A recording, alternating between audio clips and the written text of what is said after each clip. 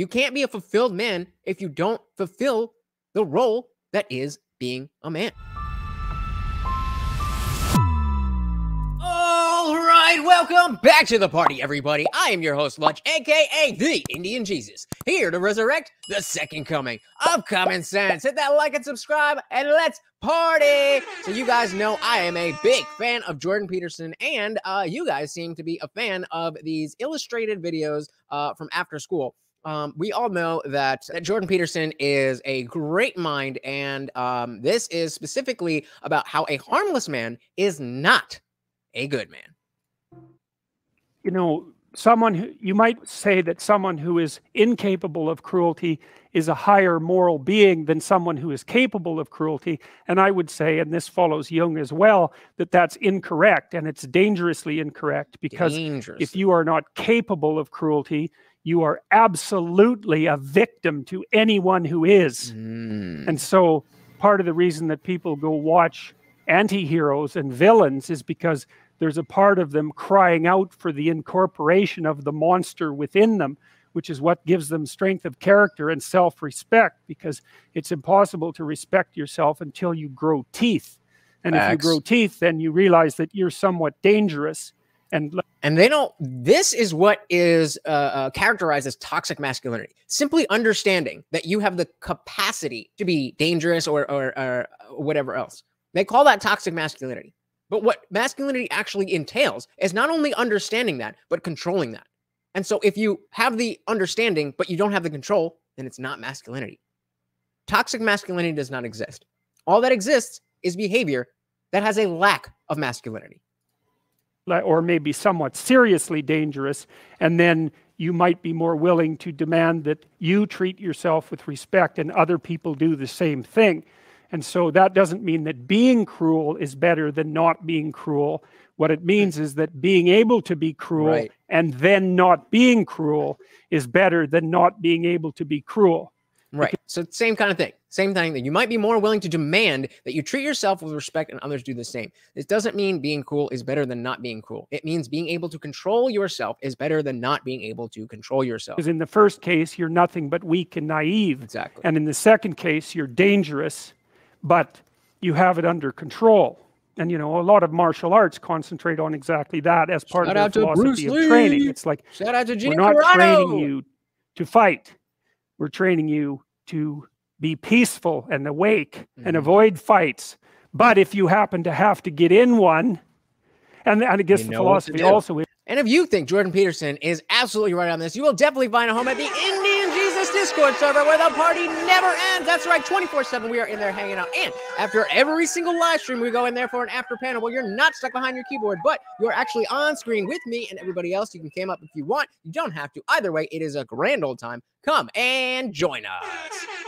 Is that if you're competent at fighting, that actually decreases the probability that you're going to have to fight, because when someone pushes you, you'll be able to respond with confidence, and with any luck, and this is certainly the case with bullies, with any luck, a reasonable show of confidence, which is very much equivalent to a show of dominance, is going to be enough to make the bully back off. And I mean, how often do we hear in every movie ever, you got to stand up for yourself, son? You see the kid getting bullied and, you know, he goes to the teacher, he goes to the principal, he goes to his parents. And it's not until the father figure, very important figure in a child's life, says, well, you got to stand up for yourself. And then what happens? The bully becomes afraid of the one he was bullying, simply from a show of confidence. And so the strength that you develop in your monstrousness is actually the best guarantee of peace. And that's partly why Jung believed that it was necessary for people to integrate their shadow.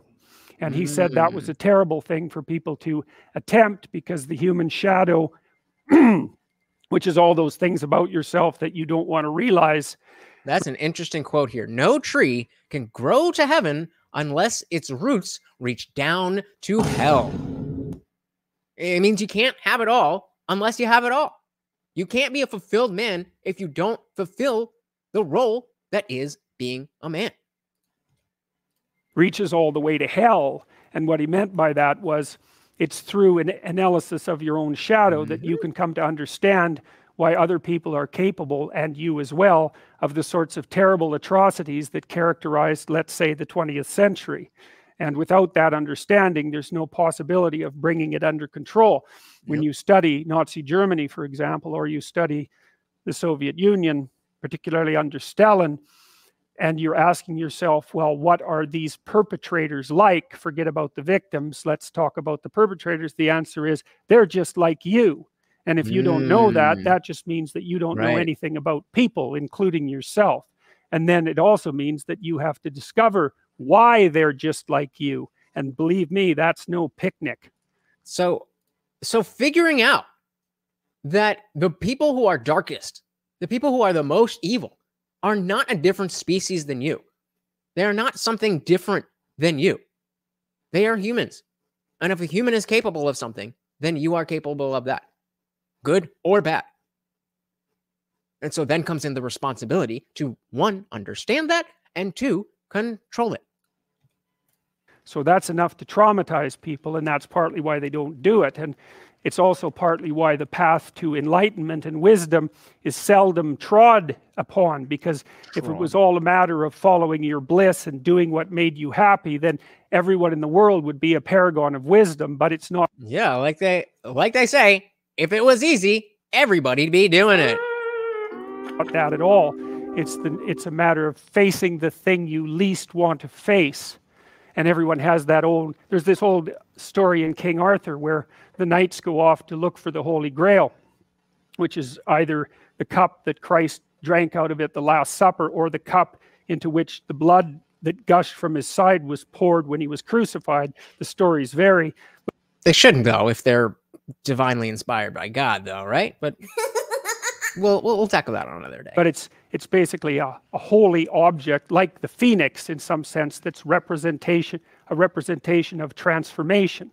So it's an ideal. And so King Arthur's knights, who sit at a round table because they're all roughly equal, go off to find the most valuable thing. And where do you look for the most valuable thing when you don't know where it is? Well, each of the knights looks at the forest surrounding the castle and enters the forest at the point that looks darkest to him. And that's a good thing to understand, because the gateway to wisdom and the gateway to the development of personality, which is exactly the same thing, is precisely through the portal that you do not want to climb through. And the reason for that's actually quite technical.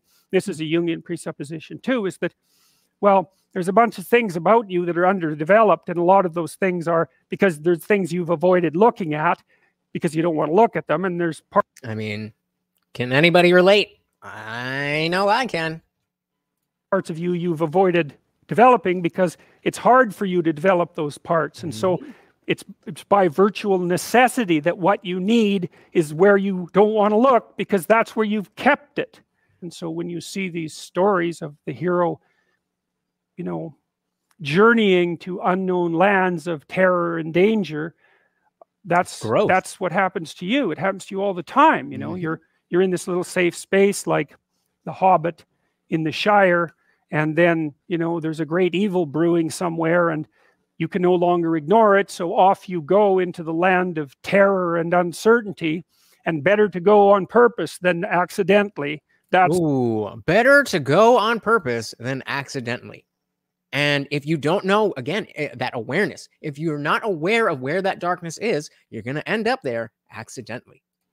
For sure, because at least you can be prepared. Exactly. And we also know that if you're going to face a threat, if you face it voluntarily, what happens is your body activates itself for exploration and mastery. But if you face it involuntarily, then you're just reacting. You're on same your back size foot. threat, then you revert to prey mode.